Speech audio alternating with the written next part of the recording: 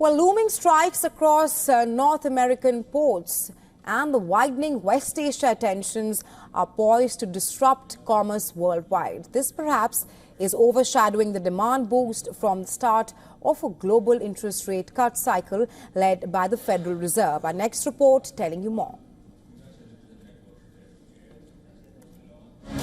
Oil prices have surged, with traders betting that $100 per barrel could soon be a reality. West Asia tensions have widened and are escalating by the day. The Houthis' attacks in the Red Sea have already weighed on global trade. This is hurting a key supply chain route for the world's shipping commerce. Looming strikes at the main ports along the east and Gulf coasts of the United States have led to concerns of disruptions to global supply chains. Some businesses have expedited their orders driven by those strikes at US ports, which process over half of all products transported in containers entering and leaving the nation. The risks are that businesses like produce dealers could wind up with spoiled products. The strike is having a disproportionately negative impact on manufacturers in Europe and Asia. This threatens to block a significant portion of global commerce. So, the expected boost in demand from the start of a global interest rate easing cycle could be overshadowed by the disruption to world trade. According to Bloomberg's trade tracker, 2 out of 10 key measures of global commerce were in below normal territory, while 8 were in normal zone.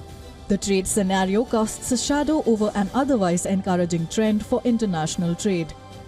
A worldwide easing cycle initiated in September by the Federal Reserve with a larger than expected rate cut. This encouraged investment by firms due to lower borrowing costs. In an effort to revive the flagging Chinese economy, the government has unleashed the largest stimulus bazooka for households and the banking industry since the pandemic. The world's number 2 economy should be able to meet its policymakers' 5% objective this year thanks to the steps taken in China. This includes cuts to outstanding mortgage rates and the amount banks retain in reserve. It is not yet apparent how much the measures will encourage customers to spend and borrow more in the long run. Companies dependent on Chinese consumers that have witnessed a decline in activity are eagerly awaiting financial and fiscal assistance.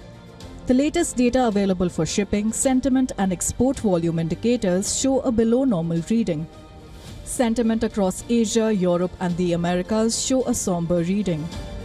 According to figures from JP Morgan Chase, manufacturing activity throughout the world continued its downward spiral in August. The factory activity reached its lowest point of the year. There are no signs that this trend will soon reverse. Business Bureau Report WION, World is One.